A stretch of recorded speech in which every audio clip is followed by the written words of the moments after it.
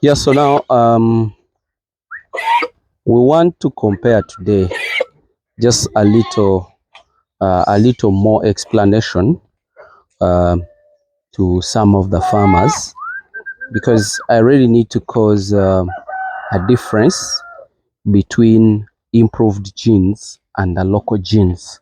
So today right here I have many the fully grown up genes, and also the fully grown up genes of pures and even the crosses. But I'd like just to do a simple comparison for you guys so that you can understand what I'm trying to mean by doing breeding. Yep. Now I need to give you a very good comparison. This is a flock of males.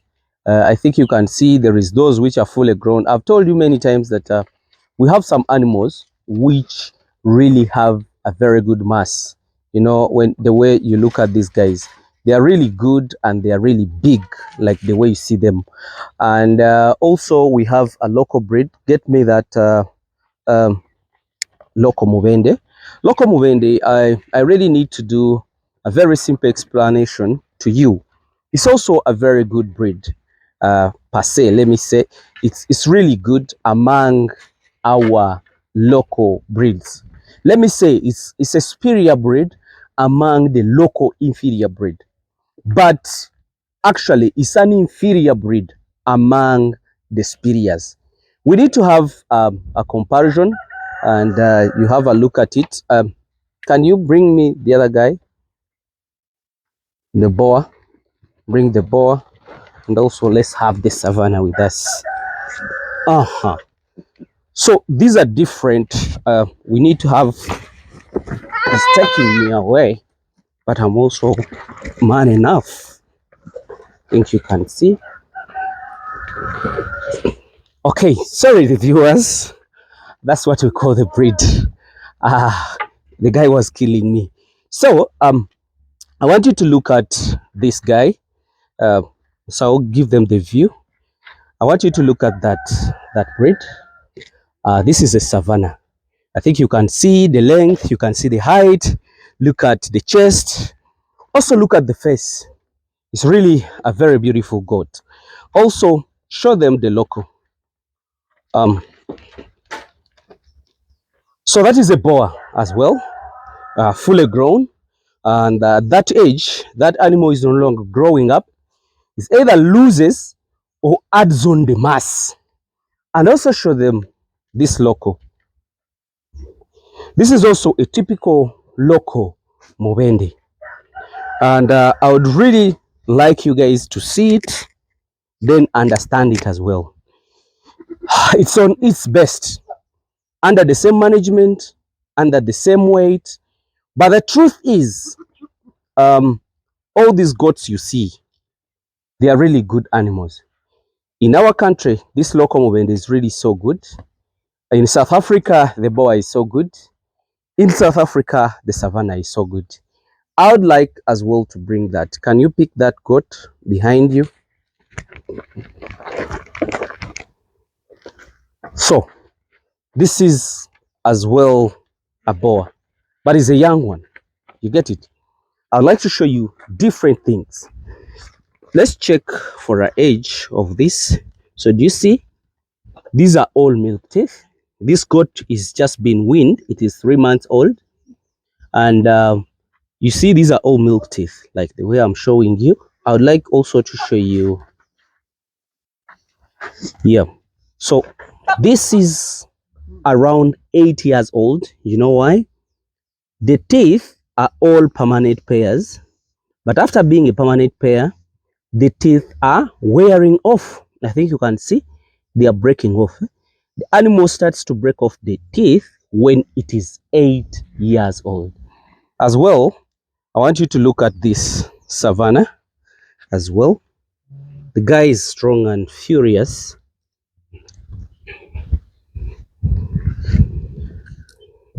So this is one pair, this is 2, 3, and 4. So you see, even this last pair has just come up.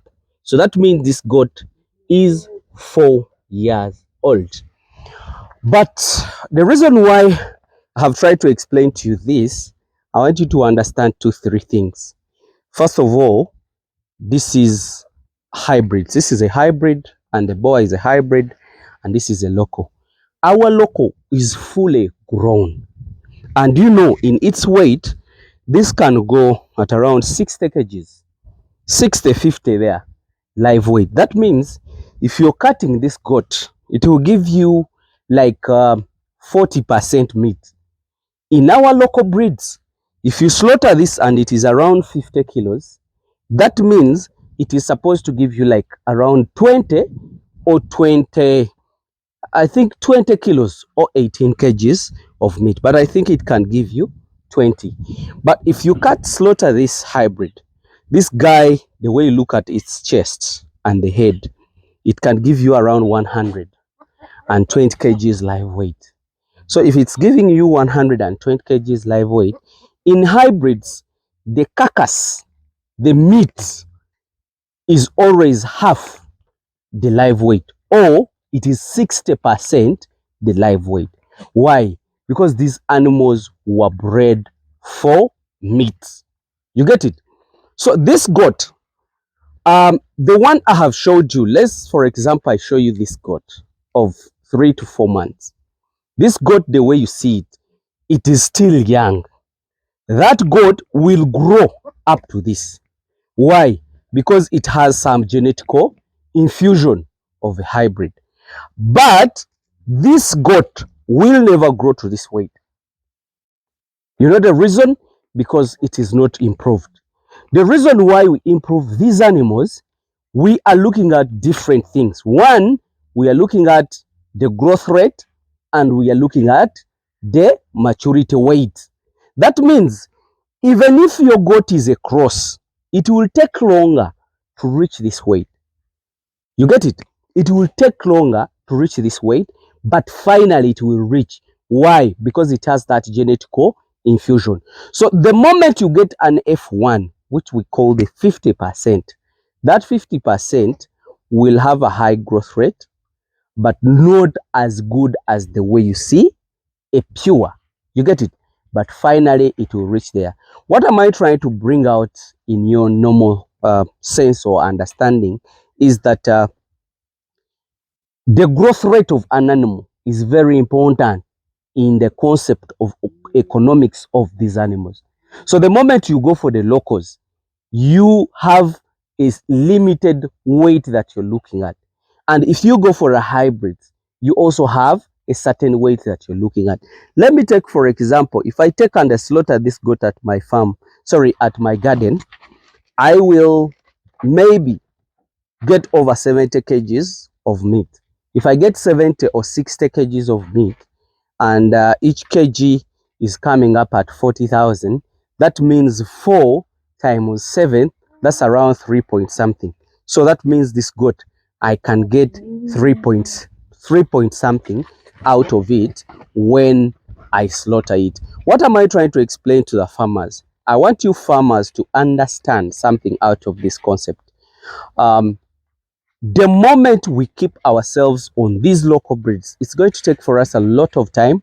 Secondly, it is going to waste a lot of our resources. And thirdly, you can never get very quality meat. Like for example, in some places, like slaughtering this goat, this cannot be roasted. You really need to have younger and tender meat so that the people can really have that.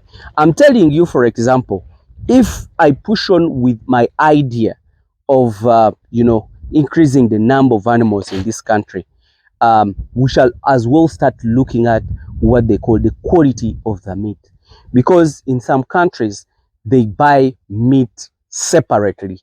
Like the meat at the sternum is different, the meat at here is different, and the meat here is completely different. You find that some meat are marbled. The marbled meat is a meat that has some fat and muscle, fat and muscle. In our country here, we have not reached at that level.